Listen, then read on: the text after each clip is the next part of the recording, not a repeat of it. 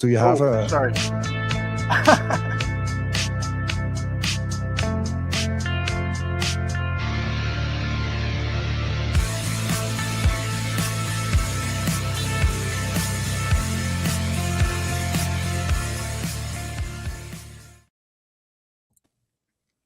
We are in Portland. Well, I'm in Portland, and you are tuning in virtual here. It could get loud in the background. I hope my microphone works well, but it's activities building up here in the Portland Bitcoin conference. Bitcoin is for everyone. Terrence, come on. Here's I got Terrence Michael here. Hey, what's going on? Hey, Saying how you hi. doing, man? Good to see you, sir. Just gave an intro speech. It was great. Kicked it off. It was really funny. He had a lot of book title ideas that he has given all these authors book title ideas that they did not use, but would have been better, wouldn't it? Yeah, I mean, people don't know that Larry Lepard's, the big print, it was originally titled The Excessively Large Ink Cartridge. So he came to me for my branding expertise. I gave him the big print. I mean, same with Lynn Alden. Her original manuscript was money that is cracked in pieces and not working very well. I said, how about call it broken money? Nat Burnell, he had Bitcoin is for my bitches. Yeah. No. Nat, that's not good for your brand. Bitcoin is for everyone. So we have, a lot of books like that. Someday we'll listen to you. Daniel's just finished the book, so he's going to be looking for a title from you. Anyway, we'll get it. Cool. Yeah, I was looking for Daniel this year. I didn't know he wasn't going to be here. Yeah, I didn't make it up this year, but he couldn't make it up this year. So. Okay, but I see Robin. There's Robin Sayer. Robin Shorty Sayer. Yeah, Robin Shorty. Thanks, Michael. Anyway, so we got distractions going on in the background. I'm right next to Unchained here. Troy Cross and Vijay Boyapati, who wrote the bullish case for Bitcoin. They just kicked it off on stage here, had a good long talk about the demographics of who Bitcoiners are, the politics of it lately, where it's going, who's adopting it, who's not adopting it, and why. That was very interesting. Yesterday were workshops. We had a good self-custody workshops, Abundant Minds and MicroSeed. We combined on taking self-custody. Interesting story with that. So, we brought MicroSeeds and other hardware wallet devices, and we were basically describing, we started at kind of like step 2 or 3 on presuming maybe the audience was interested in taking self-custody and knew how to do it or knew what it was. And at one point I realized we had a question about what is a seed phrase again? And I said, okay, if you want to, raise your hand if you don't know what self-custody is or if you've never taken self-custody. And about half the audience raised their hand, and I said, oh, okay.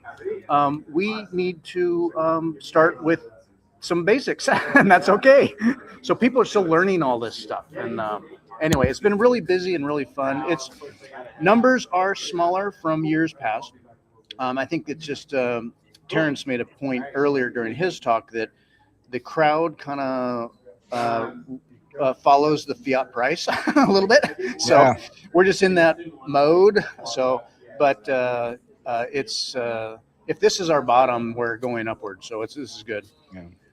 Well, I always appreciate the work that Eric does out there with Bitcoin is for everyone. It's a great little conference. It is kind of a smaller on the smaller end of conferences and whatnot, but it's really, really, I don't know. It's got a nice vibe to it. And it's kind of an interesting architecture around there. And, it's right in the middle of the industrial district over in Portland. So it's a pretty cool little spot. Revolution Hall. It's at Revolution Hall. An old high school. Yeah, it's a nice venue here. I was here last year too, and it fits well. If this were to get a lot bigger, there's not a lot of room for all the vendors or booths that they might want, but for this size, it's plenty. No, it's cool. Yeah, well, maybe we can drag Robin out there next year. Yeah, it's the jewel of the Pacific Northwest, Portland, Oregon. Yeah, I really want to get to more Bitcoin conferences, especially in America, because everyone that I know of, guests, partners, and audience is all in America, and I'm always here in Europe. Just once a year, I'm coming to America, so it would be fun to have a longer months, 3-4 months where I'm in America and jump through all the smaller conferences. Yeah, for sure, man. Well, I know BitBlock Boom is one that I keep wanting to get to. We were sort of talking about it. What's that, Fitz? Fitz, what? Anyway, I was just responding to Johnny there. Fitz, well. We're on the fritz here. Yeah, we are all on the Going fritz. crazy. So what's happening in Bitcoin? Is it still there? Yeah. It is? Are you sure? Oh, no, what's there again? I'm sorry. I thought I heard something else. Is Bitcoin still there? Yeah, Bitcoin, TikTok next block. Are you sure? I don't know. I heard it's just gonna evaporate one day. You know. Yeah, quantum. Yeah. Did No. quantum happen? Is that I heard an interesting idea. I was talking to a guy yesterday about quantum. Well, so he's a developer for BitKeeper, which is it's like a wallet like Sparrow. It's an interface for a desktop that does stuff a lot like Sparrow, but gives you a lot of features. And he said there could be a way to just basically change the security, the type of address you use for existing Bitcoin, and change the address without having to move it. And then so if some quantum resistance algorithm came up and was different or whatever, and they're like, oh well, because there's this whole bip about forcing people to move coins and all that BS I don't like. And he was like, you could change the signature of the address without moving the Bitcoin. And I was like, really? I don't know a lot about that, but that way, yeah, you wouldn't have to be like, oh, you got to move your Bitcoin. It's like, well, rewrite the address if you can do that. I don't know. Yeah, I suppose it's possible. I don't know. But a lot of smart people here, of course, and it's been fun. Even as it's small, you might say, it's got a really good vibe. I mean, it feels grassroots, kind of ground level. People who are here at this one are here for reasons and get it. Like people really, they get it at one level. Either they're here to learn because they're really interested, or they really have been in for a little bit and are still here. So it's cool. And there are a lot of newbies that are learning, which is encouraging. So yeah. Well, it's pretty neat that he goes through the trouble to put it all on, because it's like a tough sell, I think, especially up in the PNW, because they tend to, it's just so it's nice that there's people showing up and kind of people learning about Bitcoin, and it's a fun conference. So if you ever get a chance to get up to the Pacific Northwest, or if you've never been, it's definitely worth the journey to go up there and check out Portland a little bit. Portland has its moments. It was at one time the Emerald City. Now I guess that was Seattle, but nowadays it's kind of, it's not quite the same as it was 10, 15, 20 years ago, but still a pretty cool town. I was talking to a guy yesterday. He's more into TradFi, but he's incorporating Bitcoin into a fund, and he's got he does a lot of the Fi game that I can't all get my mind around or don't want to get into. But he has a lot of real estate kind of along the waterfront of the Willamette right downtown, and he does real estate down there. And he says the prices have plummeted. Oh yeah. He thinks they'll come back, but like some years ago when the protests were happening just up the street and businesses were moving and closing down, all this stuff, just people were moving out from downtown, and but they're also, what he said is that they're cleaning things up here a bit too. Then again, what Troy Cross just said a half hour ago is that these big urban cities, Portland, Seattle, I mean, not to mention California, they're doubling down on socialism and taxation, and businesses are leaving. Rich people, like up in Seattle, heads of Amazon, Jeff Bezos, they moved out of there. So money is leaving, and then so real estate's changing. The money taxation base is changing, and so they're taxing more, and it's just hitting, middle class. So we'll see where that goes, but politically it's like, where does the money come from? And hey, follow the money. So how these urban planning political directions go, I'm not real optimistic. At the same time, Bitcoin can change a broader game too, so I guess we'll find out. Well, what does socialism mean in America? I feel like socialism is still like for the European mind way more free than American would define it. Yeah. Oh, for sure. It's kind of an easy word to say that can mean a lot of different things, and I might say that I think and now Daniel, you're going to have a lot of ideas about this, but what I'll just throw out there is that there's kind of a lack of awareness of how markets work, how business works, where money comes from, and there's this idea that, well, the government can just provide money, and that the feds can bail out the states can bail out cities. Ultimately, what is funding all of that? Tax money or print money? That flywheel is not magic. It's got to come from somewhere. So how do you want to provide services, you want to provide subsidies, you want to incentivize things or play games or whatever. So you're providing social services to people. It's a very pro-humanitarian sounding set of ideas. But then it's like, great, I'm all for all that stuff. Where does that money come from? That's my question. Yeah. Well, I mean, to answer your question, Robin, the way I think when Europeans are talking about socialism, quote unquote, they're talking about social democracy, right? Like, and it's kind of like the European experiment. You got like a broad, like health care base. You have, like a lot of public provisioning of a lot of public goods and services. And then that comes with a relatively high tax rate, right? But when people talk about it in the United States, they're saying everything from like strict communism to, national socialism, like under Germany, to kind of a social democracy, kind of like current European practice, right? So there's a big broad spectrum that gets wrapped up underneath that little label.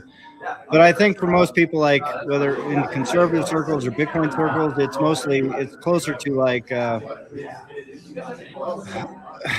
think the way they picture it is like a closed society like North Korea. They go socialism, and then they compare that to California, and I think they literally picture in their head like California is becoming like North Korea. You know what I mean? Yeah, and I easily conflate things myself where let's follow. So it's like, okay, no, it's just this for now. It's not North Korea, but then they want to do a little more and a little more. It's like, so where does all that lead? Where does this go? What does that destination look like? Well, I don't know.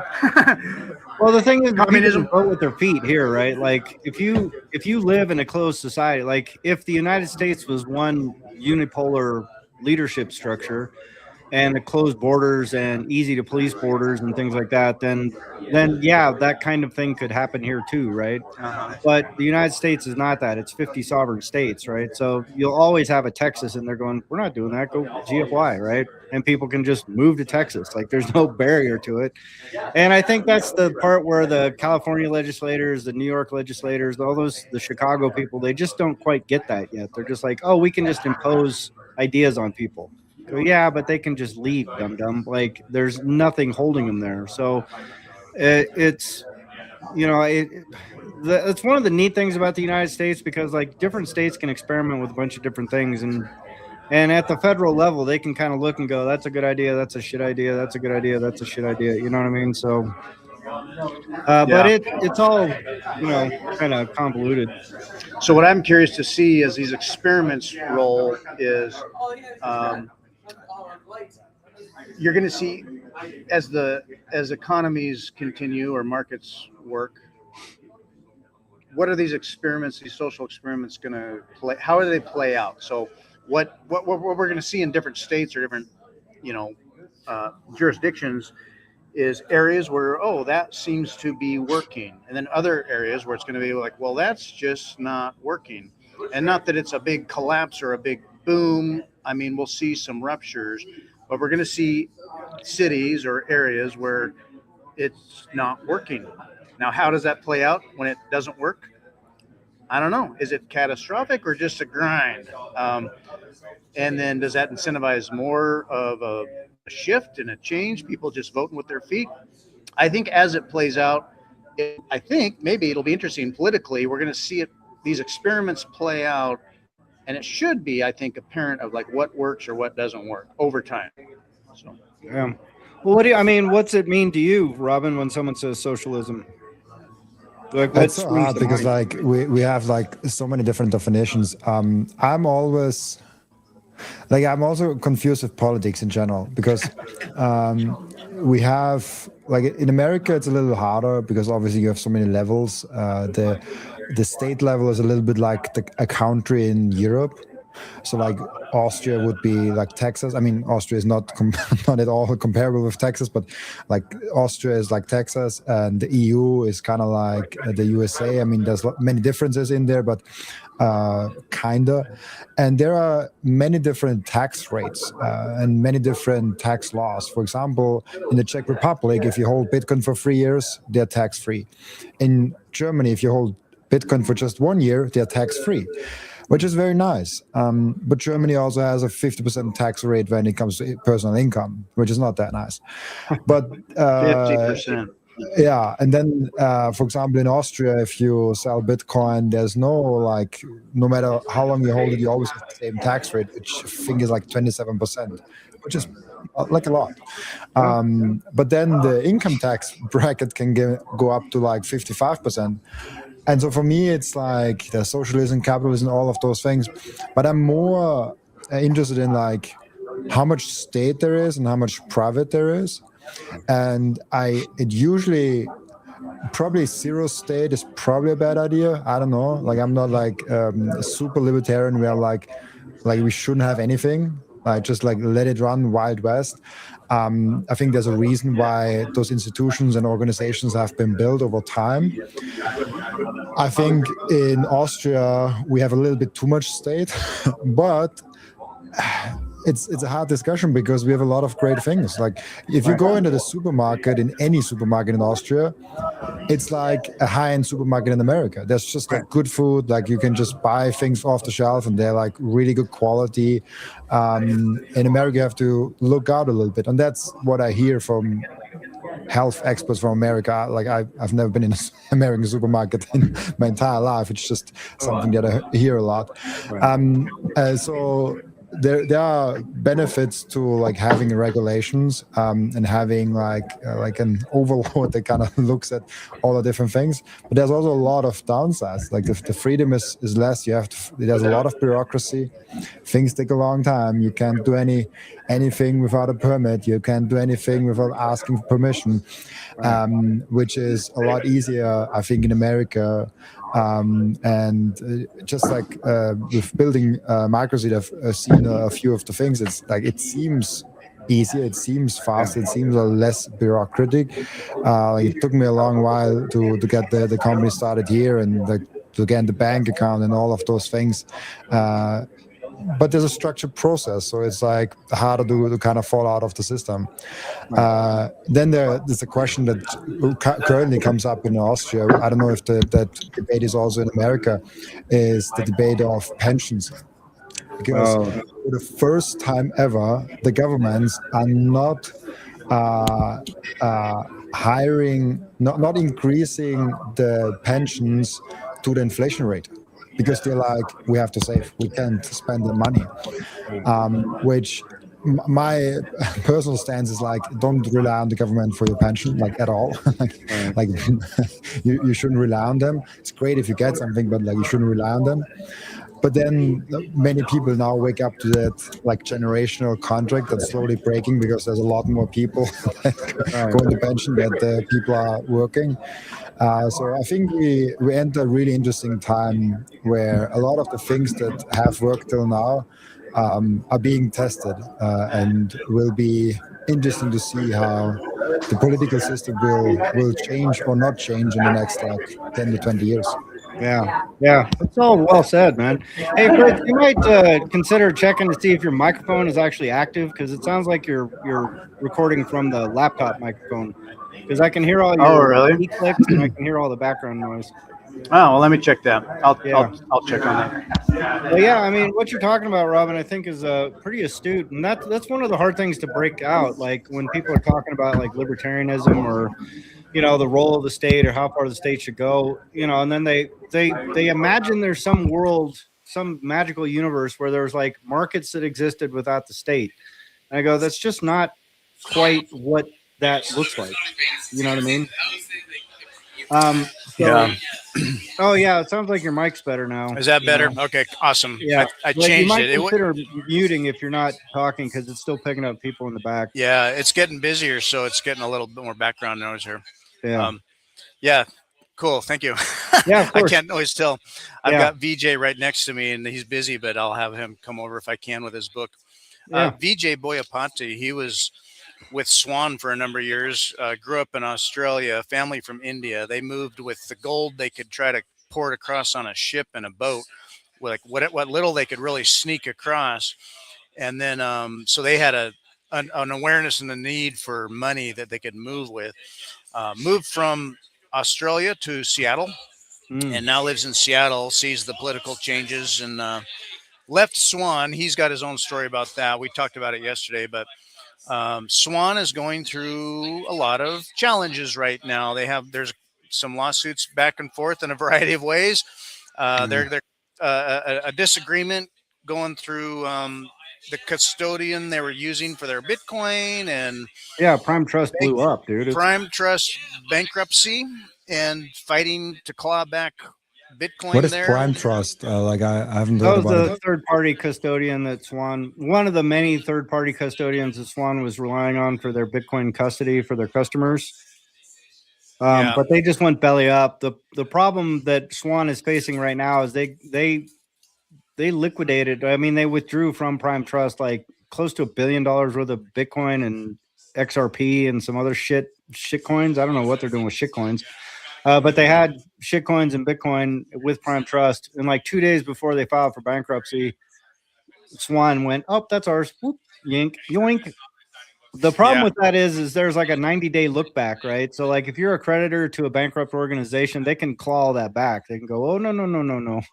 You don't get to just like dip out of the line real fast and get to keep everything while everyone else has to suffer with what's left. Like you need to bring that back. And so they're trying to argue that it's like a custodial relationship and it's not, it was never Prime Trust assets to begin with. It's actually customer assets. But there's a lot of like really troubling details in the background behind that are like, well, yeah, but then what's up with the heads up signal message that you guys got 2 days before from an insider at Prime Trust that it really looks like that guy said, hey, just so you know, we're about to file bankruptcy. You might want to get your assets out of here. Which then would just absolutely hose them. Swan keeps saying they're going to make customers whole and, no matter what happens and yada, yada, yada. But when you start hearing that kind of stuff, you start wondering like, well, how exactly? Like, do you have an extra, few $100 million laying around just to make people whole, not knowing if you're ever going to recover the underlying assets and, like what's your balance sheet really look like? So it's a little sticky for them. I'm actually kind of surprised that they stuck with Prime Trust, considering they had problems with them in the past. So there's a lot of questions swirling right now about what leadership is doing and all that kind of stuff. Yeah. And even being Bitcoin, you'd say, well, who has the keys? They actually own it, right? Well, they're still doing business in America, beholden to American law and continued blessings of function. And so if a court determines something through bankruptcy or otherwise to say, no, you shall, whatever, they have the key, but you shall claw that back. They have to, or what? Run away? So they're dealing with a lot of that. Yeah. Yeah, they're dealing with they've got a lawsuit against them from Tether and Tether thing. I think they kind of boffoed that one. I mean, because they went out and they aggressively launched that lawsuit right after that mining thing collapsed. And I remember we talked about it a little bit at the time, and I was like, I don't know if we should be, because like it's hard to say what's going on in the background. But they just admitted in a UK court that they were a minority position, so they've already conceded like the largest point that they was a prime thing in their US lawsuit is something they already conceded and lost in a similar UK lawsuit. So it's kind of like I don't, I mean, like I can't comment on their legal strategy or what they're thinking underneath the surface or behind the scenes or whatever. But from outward appearances, it doesn't look great. Like it's kind of like, I mean, I think they're a trustworthy name. I think they're a trustworthy brand. The way they do business and, their model, I think is robust. And yet when you kind of start peeling back the institutional layers, it looks a little more murky back there. And it's like, God, dude, I don't know what you guys were thinking when you set all this up, so Yeah, I don't if they had kept it simple, or basically if they had done what like Unchained did, I think they'd be fine. But I think they were stretching into a whole bunch of stuff really fast and attracting a whole lot of variety of customers. And maybe it was a trying to not settle on one thing but do it all too quickly.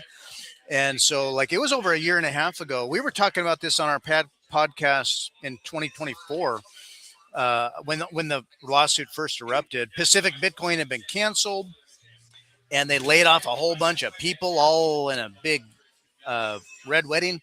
And it was just Yeah. like, what the heck just Yeah. happened? Yeah. And initially there wasn't a lot of news, like what just happened. Well, then the lawsuits started coming, and it was like, oh, they got stuff going on. So it's challenging to say the least. We'll see where they Yeah. go now. They've pivoted to more of a white glove service and pensions and IRAs and stuff. Yeah. So, but Yeah. anyway, I mean, I I hope mean, the it's best for 'em. big promotion for Bitcoin and self custody. Yeah, don't rely exactly. don't Right. don't rely on other people. Like Yeah. like one of the big reasons that I came to know actually later why you do self custody is because not that there's some mysterious hacker maybe getting into your account, which is a very likely chance, and not because the exchange maybe wants to steal from you, which is also a likely thing. Mhm. But this is a very early industry where a lot of the early companies will go broke and they might want the best for the customers. They might want the best for you and still lose your Bitcoin. I mean, Right. I think Celsius is maybe something else. I think there's there's other cases also as well, but there are companies that meant good that I think are like moral, and they think they're doing a good thing, and these can still mess up your Bitcoin. And so don't rely on trustworthy people, because they might also mess up because they're humans. Right. Yeah. Well said. I mean, that's exactly it, right? Like, the thing is, if you're an institution, there's all kinds of other liabilities that you can face by doing your own like personal self custody, right? And there was that company that fat fingered some like 36,000 Bitcoin transaction, or I mean, it was some huge transaction. They fat fingered it internally. So like if you're holding like 1,200 Bitcoin or something like that, like, well, maybe some institutional custodianship of some of that makes sense, right? But if you're like a pleb and you got like 1.2 Bitcoin or something like that, like there is, I mean, even if you broke it up a little bit and go, well, at least I'm going to keep at least 0.75 Bitcoin in self custody, or 1 Bitcoin in self custody, or whatever, or 0.2 Bitcoin in self custody and 1 Bitcoin on, whatever river. There are arguments to be made about that kind of model. But to your point, though, like even the best intention, best laid plans, best everything can still blow up. And then when those institutions blow up, they're subject to the sovereign state rules. They're not subject to like just Bitcoin Twitter, right? So they're going to be subjected to a process, and that process is going to play out. And that process has been ironed out over the last 200 years of U.S. law, right? So you're not going to wiggle out of that. And I think that's kind of what Swan looks like they're trying to do, is like wiggle out of like bankruptcy rules. But those bankruptcy rules are locked in stone, and they've been set that way for a long time because they've dealt with millions of bankruptcies, not just like some Bitcoiner is going to lose his Bitcoin, but like major corporations, people unwinding things. And so the way they're going to parse through that is well settled because of hard-earned experience, So whether or not Swan prevails on this, I think is going to turn on a lot of little like details underneath. But at the end of the day, I mean, that was one of the nice things about Swan, is they would always tell their customers, don't keep your Bitcoin with us, take self-custody. Our whole model is like, we'll help you get there, but you should ultimately be transferring this out away from us. We don't want your Bitcoin. We're just here to help you get set up. We can help you with like these structured things and, legacy planning and yada, yada, yada. But ultimately we're a take self-custody company, right? And so that's one of the nice things about what their messaging was. But that still leaves that big chunk of Bitcoin that's in their custody, or at least ostensibly in their custody. And realistically, it's actually being custodied by someone else. So now you're talking like 2 or 3 parties deep. And you go, which one of those has to blow up for me to lose my Bitcoin? Any one of them, right? Like any one of them can result in a loss to you, or some measurable loss, or some lack of access for a certain amount of time, or some inability to transfer, or some potential permanent loss, or all kinds of things can go wrong there. With you, it's just like, did you fat finger a transaction? Did you lose your seed phrase? Did you botch it when you made the transfer? Then those are like your big risks. So you have like 3 major vectors you got to watch out for, which is way less than just like, I hope all these other companies that are dealing with multi-million-dollar accounts and all this kind of stuff don't screw up something where my 0.35 Bitcoin gets liquidated somehow, you know? So the loss for you is catastrophic. For them, they're trying to prevent the loss of the, you know, the $10 million client, the $20 million client. They go, oh, we got a $10,000 client here. They go, I don't know, whatever. You know, like, let them sue. What are they going to do? I mean, who cares? Like, they don't care about you, you know? So, you know, from that perspective, I think no one's going to care more about your Bitcoin than you will. So maybe, maybe, just maybe, consider taking self-custody if you haven't yet, you know. I'm curious. I want to just briefly come back because we got distracted with the taxes. You were about to say something of like my view on like the socialism in Europe. I think Daniel, you were like about to explain or like react to something that I said. I forgot Right, what it was. right. Yeah. Well, you know, I mean, that's the thing that's underlying all of that is I think people really underestimate like what this kind of infrastructure entails and where it comes from and why, right? Like the infrastructure that enables Europe to be Europe is hard won and hard fought and was rebuilt recently. You know, I mean, like most of the infrastructure got collapsed in World War II, you know. So if you consider in 1945, like if you were walking down the street of Dusseldorf, you'd be going, oh my God, how do people live here? There's like people, you know, like bathing in buckets, and, you know, there's rubble on the streets, and there's buildings without facades. And, you know, like, I mean, obviously the entirety of Europe didn't get flattened, but a lot of major cities suffered some really catastrophic losses. And the Europeans rebuilt all that kind of almost magically, you know, because if you wander around Europe today, it's like, it's a really, really nice place to be for the most part. You know, I mean, I've been in parts of Paris where I'm just like, God, I hope I don't get mugged here. Like, I'm in the wrong neighborhood to be walking around looking like me, you know? But even there, like, nothing happened, obviously. But even in the United States, if you cruise around the United States and you look around, you kind of, you almost have to marvel at the amount of infrastructure and progress that we've made just as society in the last 100 years.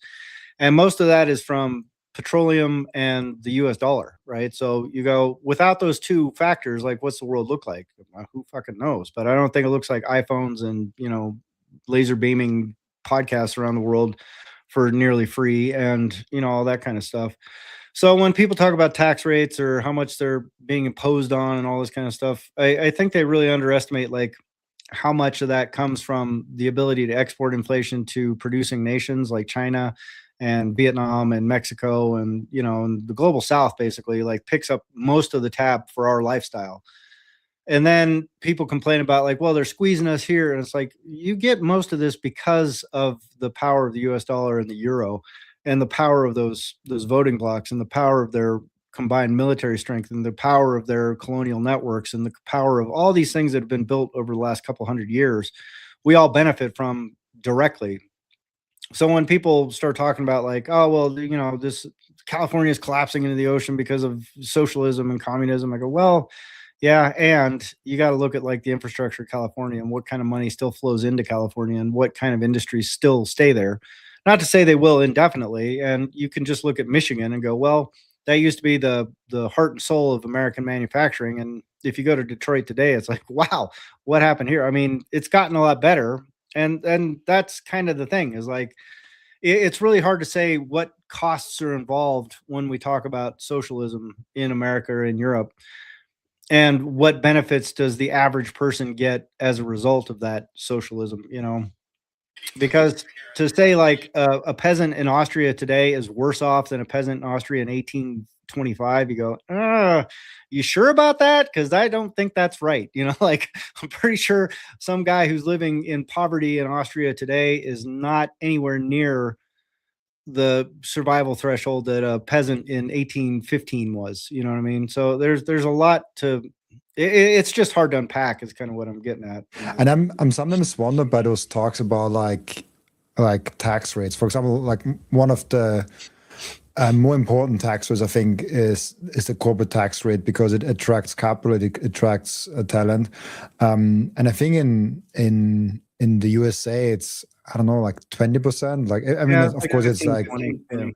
yeah, like it's hard to say, because like obviously it's different from state to state. So there's like the state one, the federal one, but it's like 20. And I looked at Austria. Obviously, I know it's 23%, but like around Europe, there's as low as 16, as low as 15, as low as 12 apparently in Ireland, in Dublin. That's why Google and Apple are there, I guess. But there's also high ones. I mean, Germany, gosh, Germany is horrible, 30%. There is like bigger ones with 25 and yeah, like 35. Oh gosh, 35 is like a lot. Madness, right? Yeah. But it's like, like I don't fully get this thing of like the USA is a tax heaven. There's a lot of, I think it's mostly so successful because the capital markets are so good, and like obviously the US dollars, and that's why a lot of like early entrepreneurs also come to America. I think recently in the AI world, I think Peter Steinberger is one of the most famous examples of an Austrian actually coming to America to build in OpenAI. I think he sold his thing for like, I don't know, 100 million or something like that. I don't know the details. But it's not, for some reason, not the tax rate. There's more the capital markets and the deep pockets that America has built with the entrepreneurship they have, which I'm like how did this happen? Right. How Fiat. that all got built? Like, yeah, but fiat, I guess, is the Federal Reserve might be the answer. Yeah. In an interesting way, it's like all the horrible things about fiat that we talk about all the time. Fiat is a world that bootstrapped where we are now, and why we even have Bitcoin, why we Bitcoin. It's like, yes, we have something to compare it to, and yes, there's all these continual still bad things that happen, or the games that are played, and yet it's driving an environment in which all this growth occurred, and we can have a sense of mind to talk about it and build stuff in it. And then with a shift, as fiat changes and as Bitcoin grows, it'll be the great realignment. But to just say fiat through and through from the very beginning, always bad, evil, all the things. Well, we, like you said, Daniel, it's the air we breathe. It's why we have what we have now. It's everything we live in, just about, and that is why and how we can do this here right now. Yeah, exactly. It's kind of a weird, crazy thing, an enigma. Yeah. But, well, one of the interesting things about the fiat system is like if you can insulate because there are plenty of people that are insulated from all the negative effects of fiat, right? Like Elon Musk does not sit there fretting about whether or not the Federal Reserve is tinkering with rates or blah, blah, blah. Like that's not a daily concern of his, right? Because he's largely reached escape velocity. He's become a unit player in the system where he doesn't think in terms of like, well, I got to save up money for my car payment this month, or I got to be sure I have enough to cover an emergency, or you know what I'm saying? Like he's just not operating in that realm. He's just moving money around and making sure that it largely balances out. But it's not just like a dollar for dollar kind of like, oh, geez, well, should we build a new factory or should we not? Because, we've only got X dollars in the bank. It's like, can I tap this capital market? Can I get these investors? Can I get this? Can I put things together and make this happen? It's not just like what's on hand, right? Whereas for most people, it's like what's on hand, like how you budget your daily life and things like that. So there is an argument to be made that's like, well, are you a wage earner? Yeah, well, then you probably don't deserve to keep as much money as you think you should, right? Because chances are good you're not really all that productive. You're probably draining more than you're taking, or at least break even, right? Whereas if you've got someone like an Elon Musk who's providing a ton of employment opportunities or bringing a lot of value to the economy and things like that, you kind of go, well, that guy probably deserves to be sheltered from tax rates a little bit better than you are, And I don't think people like hearing that, but I think it's kind of a, like anybody that starts a small business and then they start to kind of get to escape velocity themselves, they start to realize that, I think, somewhere along the line, they go, oh, yeah, well, if I don't just sit here and like earn wages for someone else's business, then I start getting all the advantages of not being just a wage earner, right? Not being a farmed animal. And, and I think that's kind of where Bitcoin helps the pleb, because rather than having to come up with like complex instruments or complex business things or complex arrangements, you can just kind of sock it away in Bitcoin and just kind of let that be your performing asset, And that I think that's a big change for everybody in the economy, everybody that gets exposure to Bitcoin throughout the economy. But it also entails the ability to withstand the volatility of the underlying asset, So it's just kind of like a neat escape valve and kind of a shortcut to getting to the same status as like a corporation or a corporate entity, that's producing for the economy. Become your own farmer. And then speaking of, be the farmer, be free range as much as you can, step by step over time. Just what is the next thing you can do to unfuck yourself? Yeah, exactly. And thinking of fiat, so Vegas, we haven't synced up with Robin since Vegas, but there were a number of people yesterday I talked to who are at Vegas, talking about Vegas, and also bringing up the podcast about why to do a podcast, become a podcaster. Yeah. People saw that talk, we're talking about it. Knew you, Robin, knew Stacy, knew Paula, saw the talk, really liked it. So even as I was talking to people, and I might mention, okay, I've got a podcast. Robin, do you want to tell us, because we've talked about it, but for the sake of the podcast, tell us in hindsight now how that felt, how that went, what all the whole experience about it. You want to share what you thought about it? Yeah, it's really fun because it's a topic I usually don't share too much. I don't, when I get invited to other podcasts, I usually get asked about Bitcoin. When I get invited to stages, I usually get asked about Bitcoin. But there are many other passions that I have, and one of the very big ones is just content creation in general. And I think very few are familiar with that. I started in 2020 my content creation journey. I just stopped in 2021 and didn't pick it up till late 2022 again. And so, and I was very unsuccessful in the first years. So that's why nobody knows about it. And it was German, not English. That's another reason. But it's a very big passion of mine. Content creation and personal branding is something I feel very deeply about. I think especially the world that we're entering in, where AI and robotics can do more and more and commoditizes everything.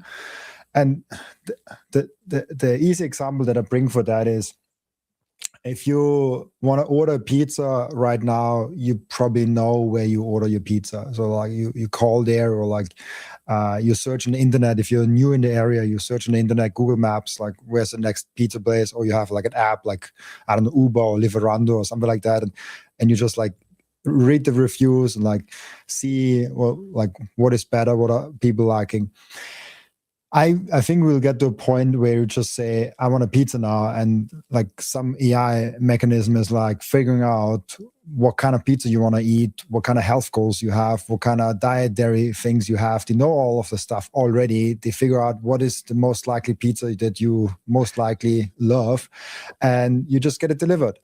Yeah. What does that do to businesses? I think AI will commoditize a lot of businesses, and will just make like the best pizza place will be the best pizza place, and the second best will be so far behind because like all the customers, because of AI, because of connection, gets driven to the one place. A little bit like on a leveraged level what Google Maps did to the small businesses. Now a small business that's shitty gets called out on the internet and everyone knows about it. And so the image and reputation that you have online really matters. Now, where does personal branding come in? When you ask AI, hey, I want a pizza now, they will just bring any pizza and you will love it. And you don't care about the branding behind the pizza. But if a pizza place has a really good branding, I don't know, Pizza Man, Domino's, whatever your favorite pizza place is, if they are so good in branding that you're not saying, hey, I want a pizza now, but you're saying, I want a pizza from Domino's right now. Then AI doesn't look at other places. They're looking at the Domino's pizza place. And so I think in a world where everything is AI powered and review based, and like people are exchanging information on a very low level or like very high level, branding becomes the only thing that you can't commoditize, like human connection, human relationships. And so I think, and I'm still forming that thesis, but I think personal branding might be one of the most successful ways you can navigate through life in an AI powered world, because everything else is kind of getting commoditized, like even physical labor with robotics, like making designs, like whatever you're doing, it slowly gets just replaced by AI. I mean, we are very early to that stage, like very early to that AI world. Like how long are we talking about AI? Like maybe 10 years for the nerds, maybe 2 years for the mainstream media. It's a little bit like, I don't know, 1889 or 1899 for cars. I mean, the first car was like 1886, and it was slower than a human is running. I brought that recently in a podcast, that example. I love it. Recently, the fastest human that was running was, I forgot his name, but he was running in the long marathon. First guy that ever was running under 2 hours. And he had a speed of 21 kilometers per hour, a little bit over that, which is quite fast. By the way, he only got 15 minutes faster than like a human like 2,000 years ago. So humans didn't really evolve that much when it comes to running. And that car, the first car, had 16 kilometers per hour. Right. Now cars not only drive over 500 kilometers per hour, but they are driving itself, and they are no longer horses. So it's like the development over like 140 years has been like absolutely mind-blowing. If you tell someone in 86, like this thing will not only drive 530 kilometers per hour, but it also will drive itself. And you can play on Xbox, and you're like, what? Like he doesn't even know what an Xbox is. Right. And I think that's a little bit like what we're trying now with AI. We are now in this like very early stage, what might be possible. And in like 100 years, we will be smarter to see like what AI actually did to our world. But I think one big thing, and I'm biased because I'm literally doing that every single day, but I think one big thing is personal branding, because what is left if the work can be done very automated. Yeah, that's a great point, man. And I agree with you, because as we get into a more like digitally mediated world, like how you stand out as a, because it doesn't even necessarily mean you have to become like, that key person of influence or whatever, but just recognizable enough as a brand, even like in employment metrics, like, and just having that public presence and the ability to point to something that shows that you're real and you're thinking and you're doing stuff, I think is going to become increasingly consequential, in like how people navigate the world. Because like every resume that comes through now is going to be AI generated. Every cover letter is going to be AI generated. Every, you're going to be prepping with AI when you go to an interview or something like that. When you come up with a business plan, AI is going to be involved. When you're writing a book, AI is going to be involved. When you're writing an article, AI is going to be involved. If you're making a video, AI is going to be involved. So it's always going to be AI mediated. So the only variable in there is like who's in control of that mediation, right? Who's driving that mediation? And I think that's going to be one of the few things that people will be able to anchor on, And I think that's kind of your point. Am I kind of picking this up right? I want to show you guys something, because you mentioned job hunt, and this is something I'm just starting to think about, how, because big companies get a lot of job applications, and I think humans will still play a role. Like I think it's not like tomorrow or like anywhere near the next 10 years or the 20 years where we are switching and all of a sudden like nobody has a job and like the machines are doing all the work. But we're seeing kind of the starting of that. So like in the hybrid phase where there's a lot of humans and AI working side by side, AI will also play a role in figuring out who to hire. Like Yeah. human resource, like this, and that's just a very small example. And you can make this test yourself. You can Google an AI yourself and figure out, okay, what does AI know? Because if it's not on Google and if it's not like AI does not have the information to that, like you don't exist to AI. You only exist like on a one small letter, which can be true, cannot be true. Like you cannot really read a lot of things. So I've worked really hard on those last 2 years on exactly that. I will show you what I mean by that. I'm so excited because I barely shared it live anywhere else. If you can share that, Fritz, just briefly. This is like if you typed in my name 2-3 years ago, nothing really showed up. There was like one article where I was like working for a company, like a school article and one swimming article because like I was a swimmer back then. And I have a unfair advantage. I haven't seen a second Robin Sire in the world. People that have popular names have it a little bit harder because like they have to compete with other people. But I've worked extremely hard on that exactly the opposite what anonymous Bitcoin OGs are trying really hard of like not being known in the internet. I'm doing the exact opposite. And so when you go and just like I did private browser, just like going there and like my name and everything pops up. You see my YouTube, you see my Instagram, you see LinkedIn, you see things from my past where I worked as a key account engineer. You see Bitcoin Prague, I will be a speaker there. I was on the What is Money show, all of that. This Google thing, I've worked with Google. They give you a panel if you have enough like hits and it's like a clear person. And it's like those things are gonna matter more and more with AI in charge. And like people already do that before AI, like even recruiters before AI already search people on the internet before on Facebook, on Instagram, on Google, and see like what kind of picked up, but for the negative side. So they search for like, can I find something really negative on him? Yeah. I think now it's gonna slowly flip. If like I don't find anything online from him, I'm gonna be suspicious. Like what? Who is that person?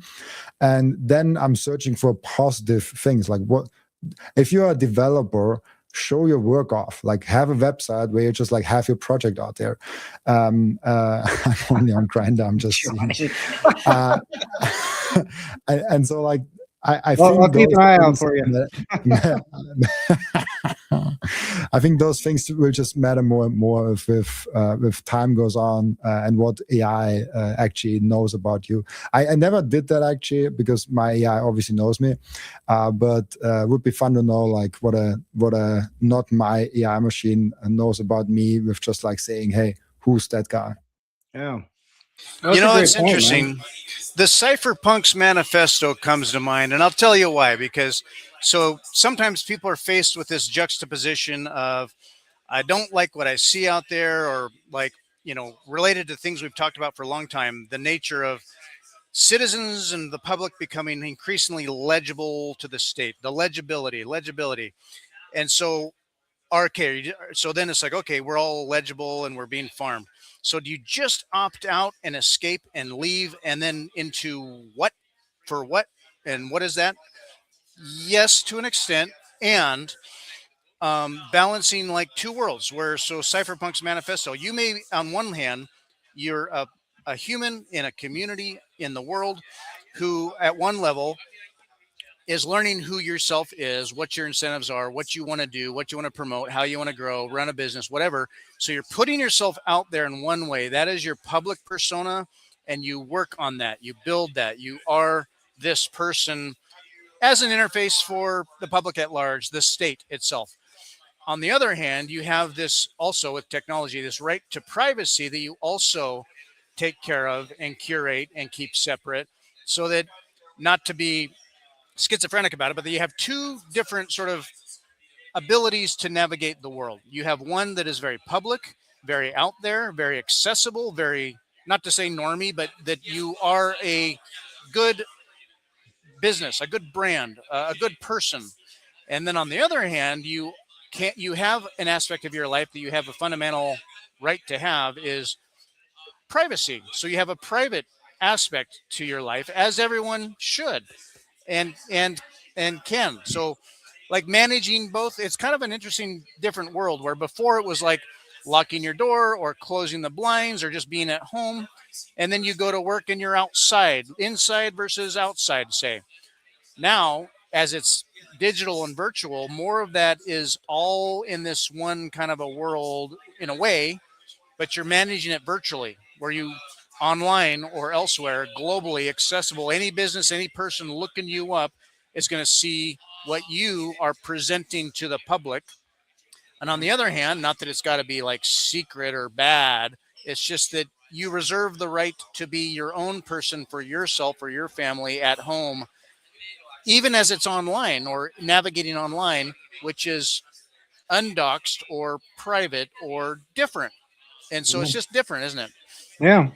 Well, I mean, I think that's a really good point, Fritz. Like the way people manage their identity is becoming a bigger deal, right? And what we're really talking about here is identity management, not, like who you are as a person, right?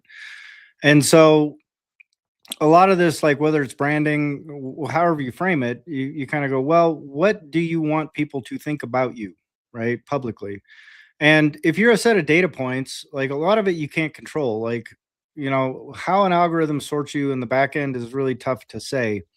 So my sort of working theory, and I don't have any evidence to back this up, is like, well, you need to kind of act like everybody else, right? Like, and by act like everybody else, that means you got to leave digital traces on things that are good, bad, and ugly all across the board, right? There has to be a fingerprint that they can go, okay, I kind of know how to bucket this guy, right? He likes looking at, whatever, some sort of like, he likes looking at, chubby chasers porn sites or whatever, and he also does, like, he contributes to the Red Cross, and he has a public persona where he talks about being like an academic or a this or that, or and so you want to have this like kind of blended thing where it's not like, so you become more invisible that way, you become more gray just by kind of blending with the crowd publicly, um, but if you have like the ability to build a brand like Robin's doing, where you can kind of go, okay, well, I'm going to have a very focused sort of thing on this one aspect of what I'm doing and who I am. I think that helps a lot in terms of like business opportunities and legibility to the broader circuit of opportunity. But that also entails like having a little tighter rein on like what the personal stuff is, right? Because if you're just sort of doing the blended register, like most, like some guy down in, some trailer park in Alabama isn't really thinking about his digital security and whether or not he's using a VPN. Not necessarily. I'm not saying universally they're not doing this, but the sophistication in like what their public identity looks like versus their private identity, at least in their online traces or whatever, I think is more porous. And so they get put in very different buckets than you will, or I will, or Robin will, or whatever. But the more of a public facing profile you have, the more important it becomes to make sure that private stuff is actually kept private, where you're actually using operational security to make sure that, like, if you're looking up, furries or whatever your little kink is in the background or something, that is legitimately kept siloed. Because I think for the average user, they don't silo that very well, which is why when law enforcement comes and subpoenas this stuff, they're like, oh, it's like, there's the people that are like, how do I get rid of a body on Google, like on an open search with their, they're logged in and they're making this thing, and it's like, okay. And then just lo and behold, like their neighbor ends up missing, and they've been fighting for 2 weeks, and all of a sudden it's like, well, gee, I wonder who did this. I don't know. Let's pull the search history of the neighbor and say, oh, how do you bury a body? How do you chop someone up? How do you get away with murder? Like all these, well, that's interesting timing. You know what I'm saying? So that kind of reveals the level of sophistication that I'm talking about here. Like someone who's literally planning a murder is out there just like, without even thinking about it. So, Yeah. how you fraction that off in the background, I think becomes more and more important. To your point, Fritz. Yeah, well, we were talking about it last week. I think about I mean, the FBI is buying data or whatever, and the things we think about how investigations occur, what they do. I mean, it happens in my line of work where there's people related to people, or we something's going on, and they made some interaction with some other person, and we're like, who is that person? Maybe we know, maybe we're not sure, and it's funny enough, not that we're buying data or anything, but we will pursue all the avenues we can to make that person legible to us. We'll go on Facebook. We'll just go on Facebook, look them up, look at their posts, be like, who is this person? What's their vibe? What's their shtick? Oh, sure enough, they're they're this way, or they Yeah. are whatever, and we know things about them that now is it admissible in some court of law, or how we frame that in an investigation or what we're doing, maybe not. But for us, just knowing how to approach a situation with people, it's information you didn't have, and people are putting it out there. People are not curating that existence a whole lot. I Exactly. guess you could separate it where a lot of people are out there, just they treat questions to AI and searches online and what they post all just as like keeping it real, yo, or whatever. They're not even thinking about it, and yet it's completely legible. Um, now, taking control over curating your public persona. Yeah, I mean, it's Yeah. like I think maybe kids are becoming more aware of it, perhaps as they grow up, and they're like, oh, they get burned once, they whatever, get caught doing stuff. People will learn like, oh, when I'm online, I'm putting it out there. So how do I do that? And then if I'm going to be private about things because I'm a human, how do I do that? So I think it's just going to enter cultural, technological, technocratic society consciousness over Right. time. Well, like Maybe. even Travis was pointing out, like we have to consider that a lot of our data traces are old now. I mean, like some of these data traces are going to go all the way back to like 1996, 1998, 2000, stuff like that. Back when no one was really thinking about this or even knew the implications of it. And that's one of the things I keep talking about with AI, or at least a little bit, and I address it a little bit in the book. Is like AI is a different kind of legibility. It's a legibility, and it's a very clean insight into how you think, how you ration through things, how you reason through things, how you rationalize your own behaviors, how you rationalize your emotions, what kind of emotional states you bring, how you react to positive and negative information. Like these are deeply, deeply personal attributes that you are just feeding to the robot. Just kind of like back in the day when, like I remember in 1996, like I could go around on the internet and I could like get into other people's computers because they just have the door open, and I could just be like looking around at their files and just see what they got online. And they had no idea that I'm in there, just like, oh, there's your bank statement, dumbass, like, and not that I did anything malicious with it, but it's just the fact that you had such open access and no one was thinking about it. And I think people are making that same mistake right now with AI. And I think it's probably going to be a decade from now that people are going to be like, oh my God, why did I ever tell the AI that I had, like that I had a rash on my balls? And I was looking for treatments for that because I was scared to tell my wife, like, oh my God, like now that's legible to OpenAI or to, Anthropic or whatever. Like, and that's now subpoenable information. Like, so you can get into some kind of weird stuff and we don't know where it's going to end up. So I think that data hygiene and data siloing and just being more aware of that kind of stuff is super important and becoming more and more important. And so back to Robin's point though, is like if you can curate that and have like a very clear anchor on like what you want to be seen as versus like what it looks like to an investigator versus what it looks like to a state snoop versus what it looks like to a corporation. Like those are all going to be very different data profiles, and how well you can manage that depends a lot on like what your actual public thing is. But the point about Travis is like when they do those deep dives, like they'll have some CEO say, hey, give me your email, let me see what it's attached to. And sure enough, like there's going to be something where it's like, oh yeah, here's his OnlyFans account, oops, didn't want to know about that, and that's attached to this Gmail address that he thought was private from this Gmail address, but no, actually it's not. We figured it out by our little AI tool. And then they find what's the seeking arrangement accounts and like all these little things that they thought were hidden because they thought they were doing the right kind of hygiene, but there it is, just wide open because they didn't fully understand like how deep those rails go. Yeah, those software tools that Travis has described and that we hear about, whatever it's Palantir and others, where in a way, even as you stay up on it, you kind of have no idea what they can see or then connect heuristically, whether it's all that accurate or not. Sometimes it don't matter. But they piece it together. And then, like, if the state was to look at you and go, "Who are you? Do you even know?" I Right. bet you don't. Right. So, Yeah. so it's interesting. Yeah. So I mean, but that's the thing is like what Robin's doing is essentially flooding the algo, right? Like that algorithm now is flooded with positive signals. So like a lot of that stuff's going to get buried further and further down. Like I'm not saying that like Robin has a secret OnlyFans account where he's showing off his feet or something like that, but if there was such an account, like that thing is slowly getting knocked down and further away from the public persona, and that I think that's a laudable goal, you know. But not just to protect like the private side, but also for opportunities moving forward. Like Robin's uncorking a lot of opportunities just by having someone go, "Oh, who's this Robin guy?" Boom, and have this like big profile show up. It's like super beneficial, right? So there's arguments to be made about like making yourself ultra legible but curated versus like just randomly legible based on you're just like lazily like searching the internet for, you know, fluffy porn or whatever. And you know, and like how you navigate that, I think takes a certain level of conscientiousness that I just don't think most people have yet or have even recognized what it means Yeah, yet. I think people should be aware of. So if you are on a Sunday at home, you probably are dressed differently.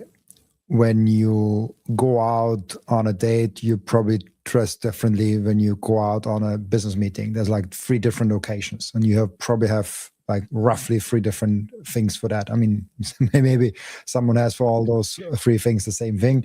But like most people run around at home like very differently, especially if they're alone, than when they go on a date versus when they go out on a business meeting. And a little bit like that, I also view the online presence, because we forget that the digital world is not just for businesses anymore. It's also for individuals. It's like you can like it or not. It's just like that, and a lot of people like dislike that, obviously. But you not having any presence is okay. It says something about you. And maybe if you apply for a security company, IT security company, privacy company, maybe that's a good thing. You know, like if you apply for that position and not finding anything on your name that ties to you, might actually be a green flag for that hire. But that might be an edge case where this is as a green flag. And so I think curating good things, to Daniel's point, which is like a really good one, actually, I never thought about it myself, is really, really nice, because I also thought about recently someone wanted to include me in an article, and he sent me the article like, can I post it like that? I did not read it. I just said, yeah, let's go for it. Like, I don't care. Like you post the article about me, like whatever you write, I'm trusting you did the best job possible. But I just realized now, with you saying that, I can say that because I already flooded the system. So for the chance for that article to be on page 1, to be in the minds of the AIs when they search me, is like very low. Because I have so many good things out there. I have so many good signals out there. Like like since 3 years, I'm just flooding the system. So if there's one bad thing in that, chances are that doesn't show up even on like page 50, because nobody cares about that. If you don't have anything to your name, and there's one little credible source that posts something about you, it's all of a sudden on page 1. Right. And all of a sudden, this one thing that you couldn't control, that you didn't want on page 1, is all of a sudden defining your digital life. This is the thing that if people go on a date with you, afterwards Google about you, that people that want to hire you Google about you. So I just want to be like, push the awareness that the digital life that you put out there does matter, and you're often not that much in control as you might want to be. Right. Yeah. Yeah. Even with all the privacy tools and everything, right? Like just because you have some ability to control some of that data, like the amount of data exhaust that you generate on a daily basis just from using your phone, being online, just interacting with everything is enormous, right?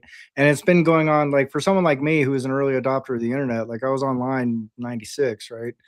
um, and probably even earlier than that. But the point being is I've been generating so much exhaust for such a long time. Like, for me to kind of like curate that now would be difficult, right? I can't unwind some of that stuff, and there's like email addresses I probably don't even remember anymore that are going to be associated with God knows what I've been, signing up for, looking at, tinkering with over the last 30 years of dicking around on the internet. But um like, how there is always a time to better take control of that kind of thing. And I think that's kind of what Robin's talking about a little bit here. I mean, part of it's, your popularity. Like, if you're just some nobody, like, there's going to be a lot fewer references to you online, and if someone does have something bad to say about you, it's probably going to surface a little higher.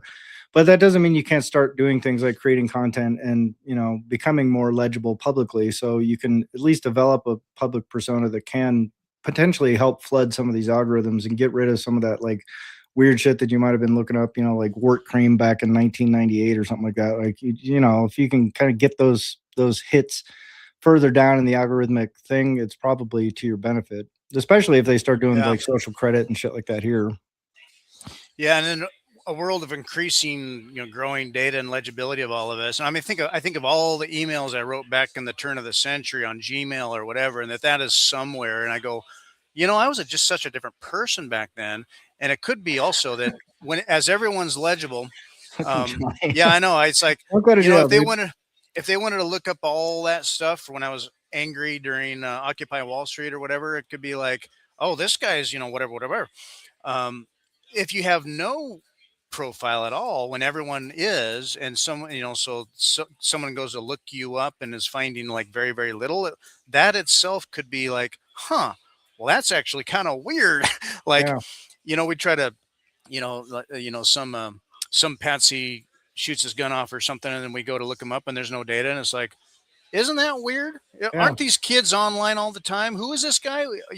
It's actually kind of suspicious. But well, that's exactly it. I mean, that kid that took a pock shot at Trump, like, that's the publicly released information. Yeah, they say, oh yeah, he didn't have an online profile. Like, this 19-year-old kid didn't have an online profile. Get out of here! Like, what are you talking about? It sounds ridiculous almost, Yeah, totally. I've got Vijay Boyapati here. We've got Bitcoin Liberty Live podcast. Vijay gave a talk just earlier and yesterday. He's got his book, The Bullish Case for Bitcoin. What we were talking about earlier. You were with Swan. You've moved forward and moved onward. We're going to talk about that later. Yeah. But great book. There's Robin Sayer, my co-founders of MicroSeed, Daniel and Robin. So how you doing, Vijay? Good to see you, man.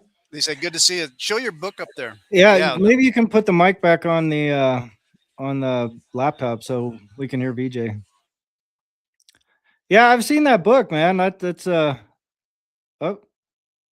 I guess we just got blown up. he jumped out of the conversation entirely. Yeah. He's like, oh, let me tweak that. Well, let's hang out and see if he comes back. I don't know. Absolutely. Yeah, poor timing, but whatever. I mean, the conference actually looks pretty fun. Like, I remember from last year, I had a nice time. It was, it was a lot of work. That's the weird thing about being a vendor at these conferences is, like, you suddenly get thrust into a very different world of the conference, right? Like, ordinarily when I'm at a conference, it's like walking around and appreciating neat things and seeing the little displays and kind of talking to people and just having fun. When you're working it, it's just like, oh God, I got to get this. I got to get this. Oh, I forgot about this thing. Oh, there's this thing. Oh, we got to do this. Oh, okay. I got to get back to the booth because of this. And, so it's just like your whole focus is just 100% on like making sure everything doesn't fall apart while you're there, And so it restrains the conversation possibilities a little bit. But people are confused when I say that, but like, people come up to me like, oh, what's your agenda for the conference? Like, what are you doing here?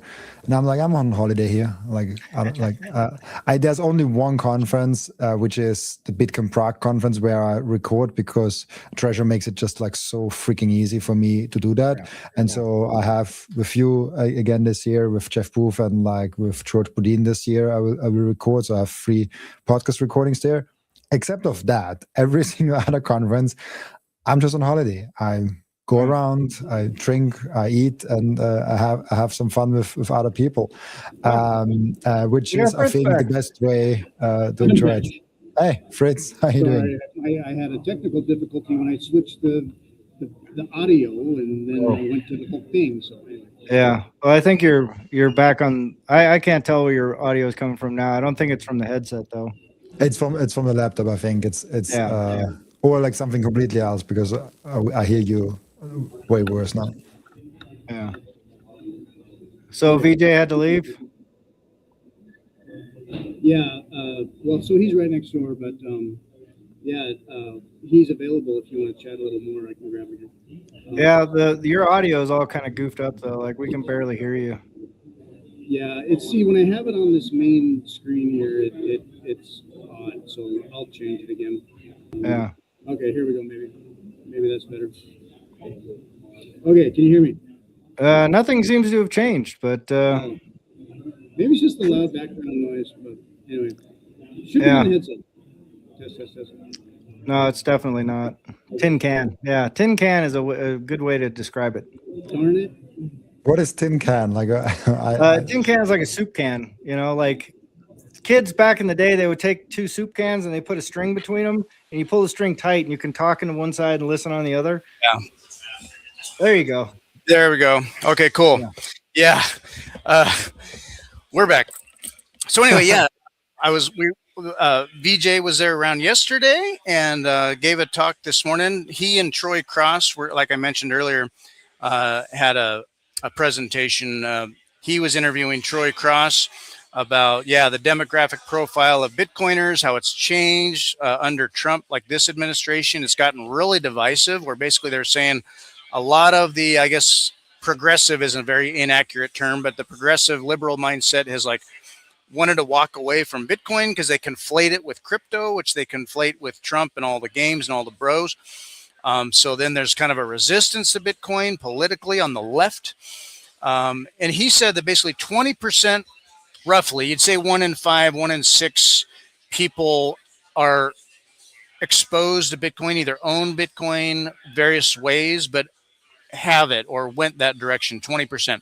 Another 20% by their surveys they don't own Bitcoin, but they're curious, open to it, can answer questions about what might push them to own it. They can imagine owning it. So there's about 20% in there.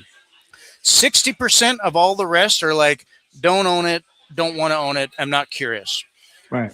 You can kind of just write them off. Just like they will find it at the price they deserve whenever the world changes later, someday, whatever that looks like. Forget about it. Just don't really try. Don't beat your head against the wall. But there's that 20% that basically the number of Bitcoiners that are here now, at least in our current era, could double through education, basically content, outreach, hearing about it more, a little more mainstream, and having questions answered well at the level they're at without being crazy about it. So that the number of Bitcoiners could double.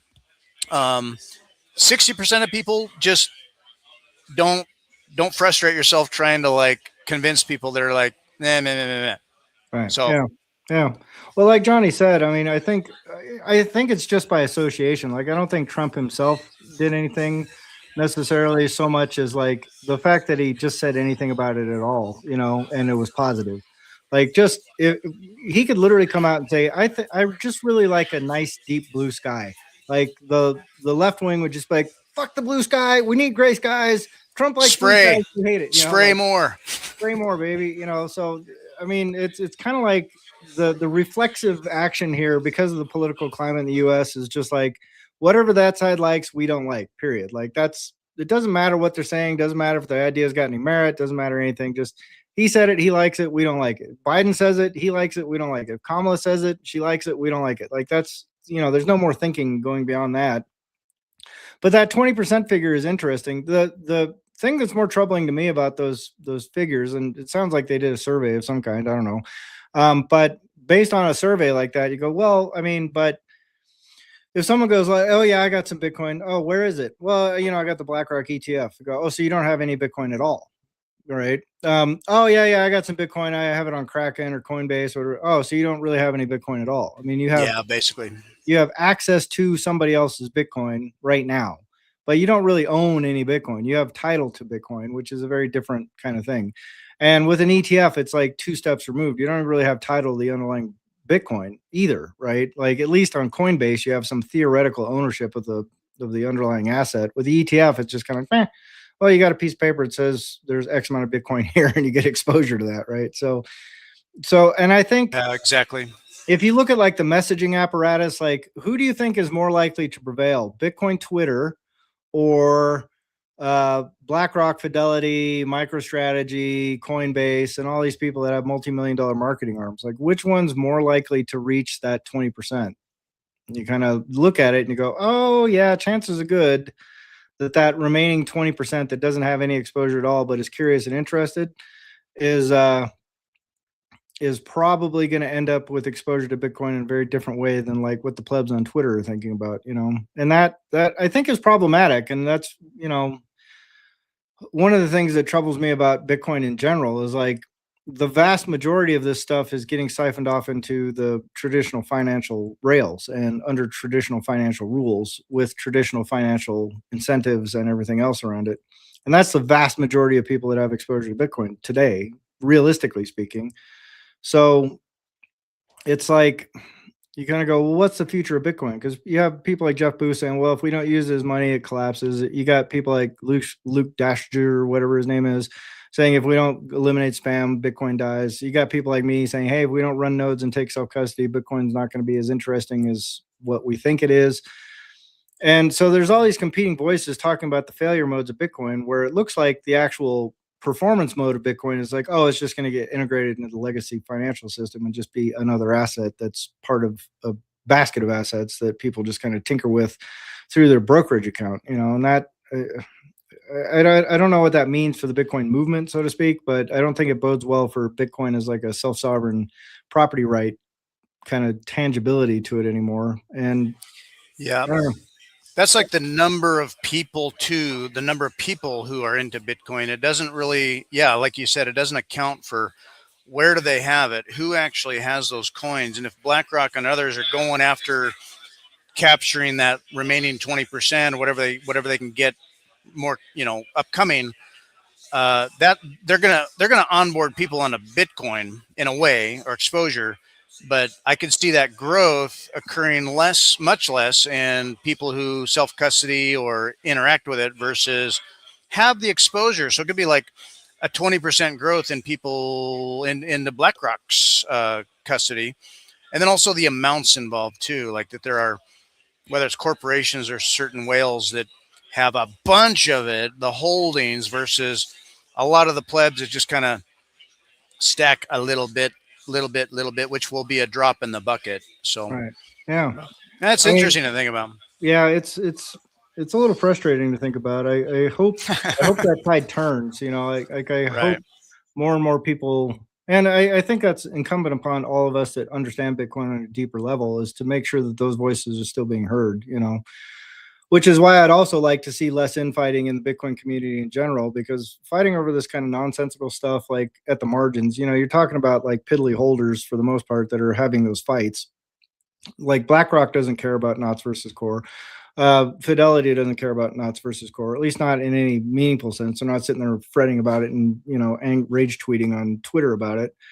And they're going to stick with whatever benefits the institution, right? So I don't, so if we can get more like of the little guy out there that's actually taking some ownership of the network and actually pushing back on this corporate takeover, I think that's more important than like whether or not some guy's going to come along and put dog pictures on the chain or whatever. It's kind of like, well, yeah, that might happen. We'll deal with it when it gets there. But to say it's like flooding the network that nobody's using, it's kind of like, well, what are we talking about here?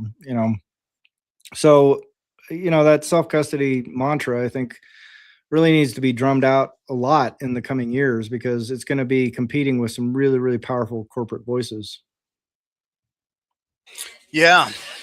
Well, with that, the conference is chugging along really well. I see a number of people still trickling in. I think it's grown quite a bit decently here today. And we've got Roger Wang. He wrote the Would Mao Hold Bitcoin? He's been around. He's actually going to be next door to us here in an hour. And he's got his own book, of course. And then, but anyway, it's been really fun.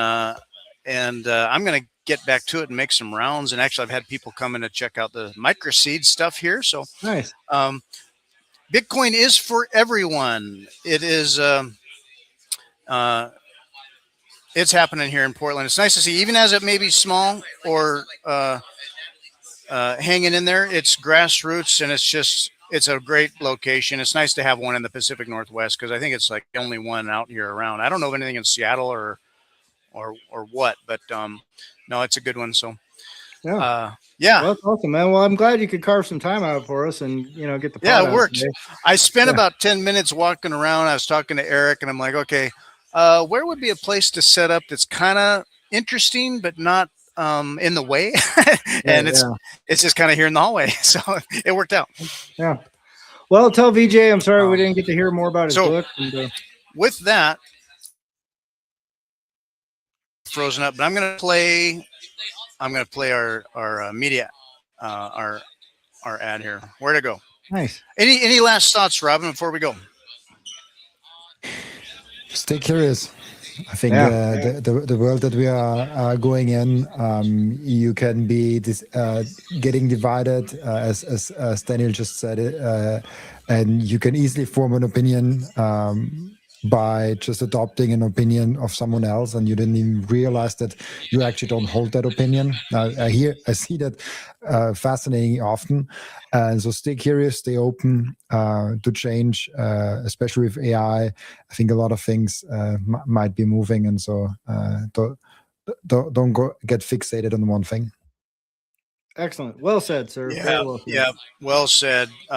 Semper Gumby. Stay flexible. Always flexible. Things are changing. And it's just be like water, my friend, as Bruce Lee said, I think. So cool. All right. With that, here's Johnny. Always good to see you, sir. Yeah. Thanks, Johnny. Thanks for joining. Always fun. And here's MicroSeed. Get your MicroSeed, folks, and we will say bye-bye. As a Bitcoiner, you know that taking self-custody is critically important. But if you've ever had a seed phrase, you've probably had it written down on something kind of like this. You can hide it or secure it, but paper burns, paper fades, paper gets wet, paper rots, paper blows in the wind. Paper has things written on it that might look important. So get off paper and get yourself a MicroSeed at microseed.io. Get the kit and crank out all the keys you'll ever need forever.